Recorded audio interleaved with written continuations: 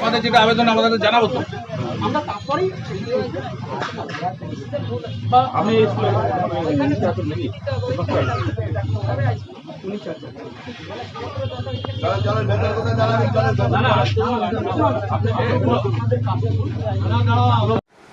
বেলডাঙ্গায় সপ্তম শ্রেণীর ছাত্রের মৃত্যুকে কেন্দ্র করে উত্তেজনা ঘেরাও কুমারপুর হাই স্কুল মুর্শিদাবাদের বেলডাঙ্গা এলাকায়।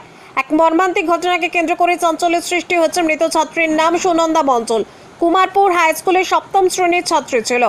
স্থানীয় সূত্রে জানা গিয়েছে, স্কুল ছুটির পর বাড়ি ফেরার পথে প্রচণ্ড গরমে অসুস্থ হয়ে পড়ে সুনন্দা। একসময় রাস্তাতেই অজ্ঞান হয়ে যায় সে। পরিবারের সদস্য ও স্থানীয়রা তাকে প্রথমে বেলডাঙ্গা ব্লক হাসপাতালে নিয়ে যান। সেখান থেকে অবস্থার অবনতি হওয়ায় দ্রুত মুর্শিদাবাদ মেডিকেল কলেজ ও হাসপাতালে স্থানান্তরিত করা হয়। তবে হাসপাতালে ভর্তি হওয়ার কিছুক্ষণ পরে চিকিৎসকেরা তাকে মৃত বলে ঘোষণা করেন। এই ঘটনার পর বুধবার সকালে কুমারপুর হাই স্কুলে উত্তেজনা ছড়িয়ে পড়ে। ছাত্রীর মৃত্যুর কারণ ও স্কুলের বিভিন্ন বিষয়ে ক্ষোভ প্রকাশ করে গ্রামের বাসিন্দারা স্কুল ঘেরাও করে বিক্ষোভ দেখান। দীর্ঘক্ষণ ধরে চলা বিক্ষোভের পর স্কুল কর্তৃপক্ষ প্রশাসনের সঙ্গে আলোচনায় কিছু দাবি মেনে নেওয়ার আশ্বাস দেওয়া হলেও ঘেরাও তুলে নেওয়া হয়। তারপরে ঘটনার জেরে এলাকায় শোকের ছায়া নেমে এসেছে। প্রশাসনের পক্ষ থেকে পুরো ঘটনা খতিয়ে দেখা হচ্ছে বলে জানা গিয়েছে। আমাদের স্কুল খালি হলো, এটা কোনোদিনই পূরণ করা যায় না, কোনোভাবেই করা যায় না। তো এর জন্য যারা যারা দায়ী রয়েছে আমি বলবো যে লিখিতভাবে থানায় দেন, আমাদেরকেও দেন, যথাযথ তদন্ত করে এবং যা কার কোথায় গাফিলতি রয়েছে আমরা ব্যবস্থা নেব। এটা গেল 1 নম্বর।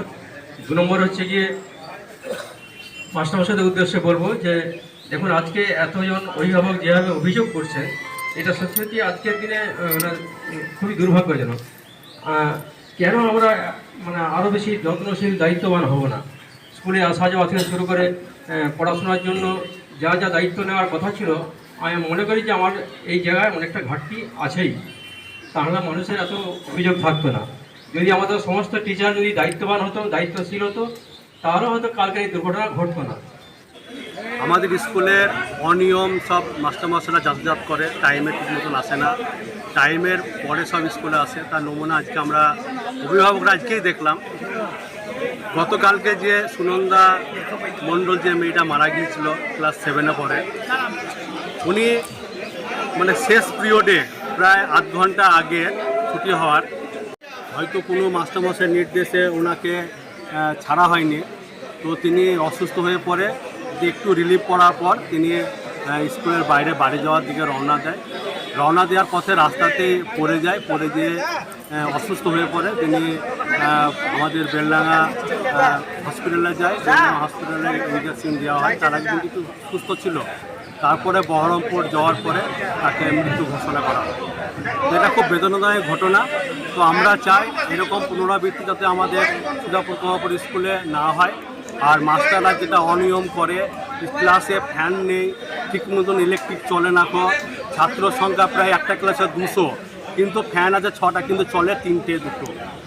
কিন্তু স্কুলের মাস্টারমশাইদের যে ক্লাসরুম, মাস্টারমশাইদের যে স্টাফ রুম, সেখানে আবার সব ফ্যান গোনা চলে, কিন্তু ছাত্রদের ঘরে সেই ফ্যান গোনা চলে না কেন? এটা নিশ্চয়ই আমাদের ক্লাসের যারা টিচার আছে প্লাস হেডমাস্টার মশাই আছে তার গাফলম। এই গাফলমের জন্য আজকে এই ছাত্রটা করুণ কাহিনী হলো, ছাত্রটি মারা গেল।